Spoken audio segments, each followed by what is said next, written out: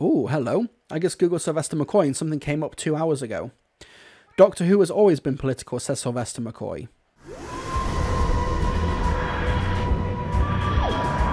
Sylvester McCoy, who played the lead in Doctor Who in the late 1980s, has insisted the BBC Sci-Fi series has always been political right back to its very beginnings. McCoy was speaking at a BFI screening of the 1988 serial The Happiness Patrol to mark the release of the 25 season on Blu-ray. Addressing how the show's storytelling can incorporate a political slant, McCoy, the 7th Doctor from 87 to 89 and again in 96, said, "In the 60s I got hooked on Doctor Who, and the reason why was because of the politics in it, subtly put there. The 60s, they started to swing, they started to change. It was kind of revolution, a peaceful and wonderful revolution going on, and Doctor Who was the only decent thing on the BBC at the time that had anything that talked to young people like me in a political way. So it's always been political as far as I'm concerned. If you do drama without purpose, then it disappears into the ether and it's just bubblegum. So every drama has to have power, which is the message, and that means it has to have some political debate going on with it. Otherwise, what else is it about, really? It's about people's struggles against something, or they're trying to make something of their lives and something comes against you. That's what arts and the post office thing and all that does. It tells the nation what's happening. It's our duty to do that. That last statement is what Sheila Hancock, a fellow panelist, said as well. So yeah, he's absolutely correct. Duh, obviously. I know that there's been some weird, very strange, weird trend over the past decade to try and assume that all media and all sci-fi has just been, like, bereft of meaning.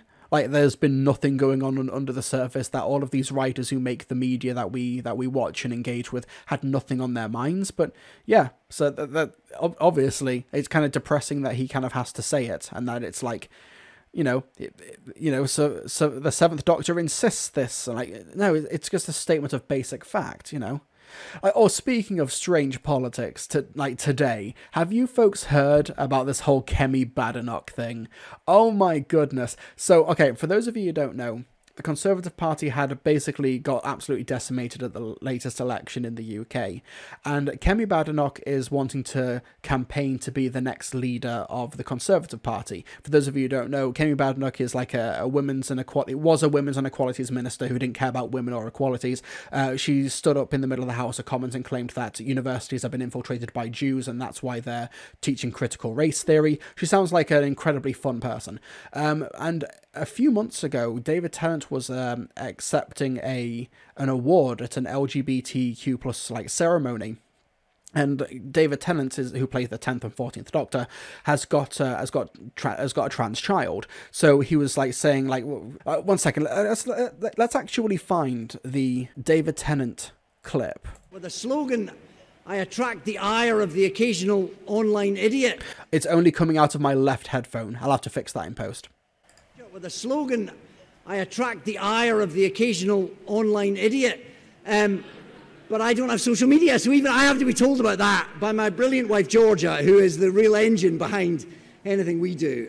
She educates me about empathy and understanding, and she has been a huge educator for me. But I suppose if I'm honest, I'm a little depressed by the fact that acknowledging that everyone has the right to be who they want to be and live their life how they want to live it, as long as they're not hurting anyone else, should merit any kind of special award or special mention, because it's common sense, isn't it?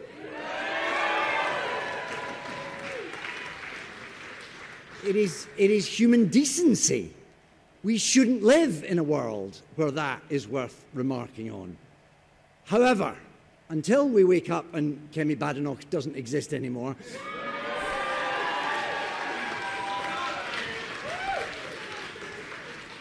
I don't wish ill of her, I just wish her to shut up. Whilst we do live in this world, I am honoured to receive this. I'm thrilled to be here and to be a part of this night. Pride is very important in our house. It's a family affair. We have skin in the game. So this event tonight thrills me. It gives me hope, it gives me fire, it gives me energy and deep joy. And even if I feel I don't really deserve this, I'm very pleased and very proud to be receiving it. Thank you all so much.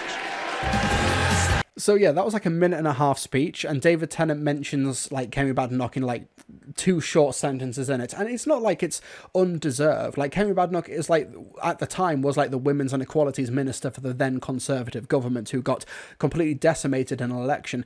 She's also like made being anti-trans like a massive part of her platform and a massive part of her political identity. Wasn't she like one of the ones who commissioned or one of the ones who spearheaded the absolutely terrible and thoroughly easily debunkable Cass review, the Cass report? Like, she was a big spokesperson, and I think she even like partly commissioned or put together the team for the people who put the Cass review together. So, you know, the anti-trans aspect of her brainworms is like a huge part of her like political front. You know, that's who she wants to be. She wants to send basically trans people to the gas chambers. So when Kemi Badenoch decided to launch her political campaign to be the Conservative leader, this is what she put in her video.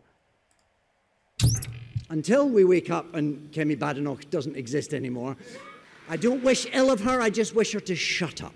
No, I will not shut up. When you have that type of cultural establishment trying to keep conservatives down, you need someone like me who's not afraid of Doctor Who or whoever, and who's going to take the fight to them and not let them try and keep us down. That's not going to happen with me.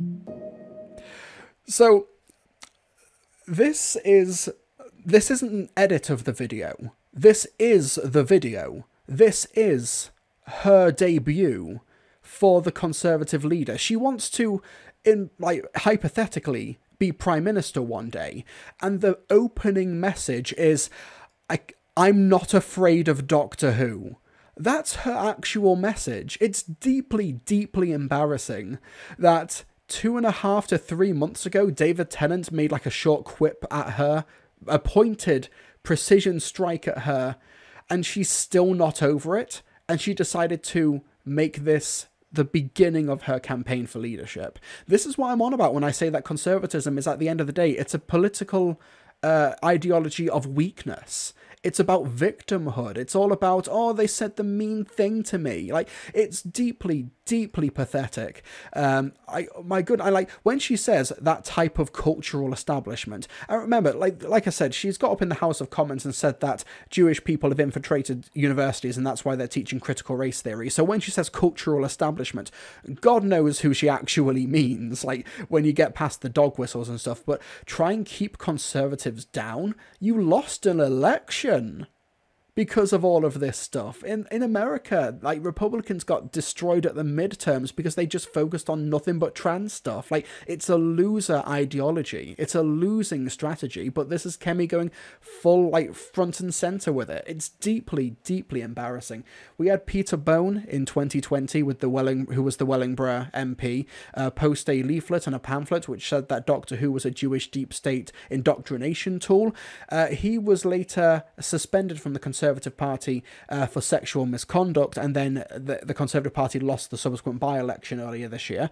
You had clown MP Nick Fletcher in 2022 claim that Jodie Whittaker's casting as the Doctor was causing an increase in stabbings in the UK, and he also lost his seat at the general election this year. So, you know what, trying to take on Doctor Who as a Conservative MP, you know, bring it on, Kemi. Bring it on. Go for it. Go for it, Kemi. I wish you all the best for a losing strategy from a loser ideology from a loser person. Also, David Tennant talking about trans issues actually works because he has trans kids. Yeah, he does. It's basically a case of, like, Kemi Badenoch wants his children to die, so he, as polite as you can say, says, like, he just wants her to shut up. And Kemi has made this her entire leadership bid. Like this is the video. This is how it opens. Until we wake up and Kemi Badenoch doesn't exist anymore, I don't wish ill of her, I just wish her to shut up.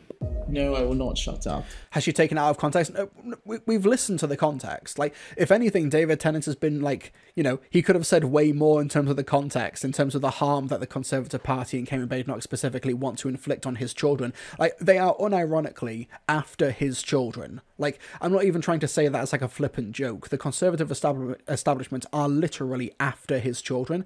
So he just makes a little flippant, I wish he'd shut up. And Kemi, 2 or 3 months later, is still not over the lightest of jabs.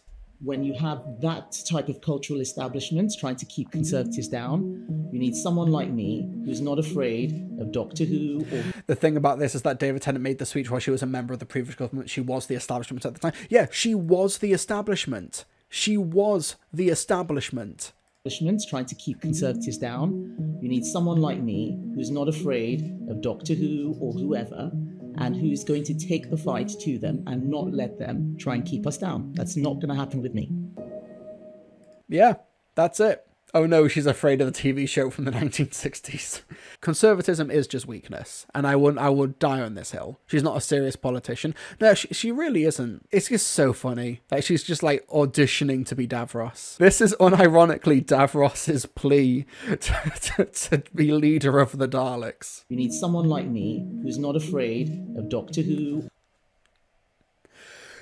Deeply unserious person. It just kind of shows how the political right really have nothing. They really do have nothing. Like, they could say, here's what we're going to do to make sure that you can afford your bills. Here's what we can do to make sure that your kids can go to a well-funded and functioning school. You know, here's how we can make sure that when you ring for an ambulance arrives. No, Kemi Badenoch is here to say she's not afraid of Doctor Who. Not afraid of Doctor Who or whoever.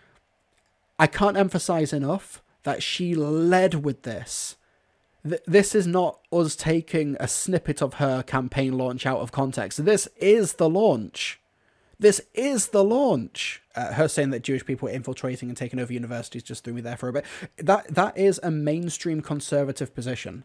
Like, that is just, if you are a member of the conservative establishment in the UK, that is just a mainstream political belief that you have. Like, unironically, like, you have a not insignificant amount of conservative MPs who don't even think the Holocaust happened. Like, and they'll sign letters, like, saying as such. Like, this is not a hidden thing. Yeah, here we go. We went over this. Deciding who to vote for Peter Capaldi, before the last general election. Deciding who to vote for can be a daunting task. But the truth is that if you want to protect the future of the planet, you're about to face a moment when that aspiration, that hope, is going to collide with hard political reality. And you will have to make a choice that may be tactical and perhaps not the one where your heart lies. Seeking out those who really understand the gravity of the climate crisis, the ones willing to make bold investments, to enact green policies to safeguard our very existence is hard. So how do we find our way to make the best choice? Thankfully, Greenpeace can help us. They've waded through the murky waters of political promises to evaluate each party's commitment to nature and the climate, so that with their rankings of the party manifestos in hand, we can know who is truly ready to take on the climate crisis. Allow me to summarize. The Greens are leading the charge with ambitious vision. The Lib Dems, their commitment to tax big polluters holds promise, but they stumble by not blocking new oil and gas licenses. And what about the Conservatives? Just look at your rivers and streams. Labour's climate plan. Like, that's all he has to say about the Conservatives. Just images of shit in rivers. Just look at your rivers and streams. Labour's... That's it. I love it. It's so much shade from Chad Powdy. Promise, but they stumble by not blocking new oil and gas licenses. And what about the Conservatives? Just look at your rivers and streams. Labour's climate plans are powerful in comparison, and they outflank the Lib Dems by steering away from the pursuit of new fossil fuels. But real change demands more. Greater investment, bolder plans to protect our natural world. We have a responsibility, you and I, to look beyond the rhetoric and the easy answers, and to place our votes where they can really make a difference. Where many of us live, only one of two parties has a chance of winning, so choose wisely. As you stand in that... So this is basically a Vote Labour video. Always shocks me how many far-right Doctor Who fans think classic Doctors and Capaldi think like they do. Oh yeah, it's mad, but like so much of it is just like obvious denial. Like, I know that they want to say, oh, you got to keep politics out of Doctor Who. Why are there so many activists? Like, but like honestly, it's kind of mad how, like, mad in a good way, just how politically engaged, and in terms of like activism, how engaged people who are involved in Doctor Who are, like, on social media. Like, of course, like Christopher Eccleston is like a big advocate for like a big issue and homelessness and classism and stuff like that. You've got, of course, Peter Capaldi, who's got this video and this association with Greenpeace. You've got David Tennant and his LGBTQ plus activism and much more. You've got Freem Rajaman and Ncuti Gatwa and new companion Varada Sethu, who are campaigning for a free Palestine.